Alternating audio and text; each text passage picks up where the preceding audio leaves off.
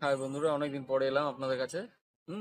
তো কিছু শর্ট করব, আপনারা দেখুন। অনেকদিন পর আমি এই আপনাদের সামনে আবার কিছু ভিডিও নিয়ে এসেছি।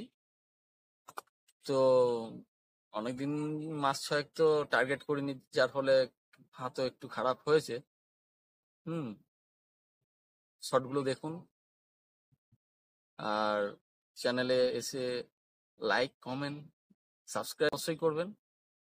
ঠিক আছে, ঠিক আছে, চলুন আগে দেখা যাক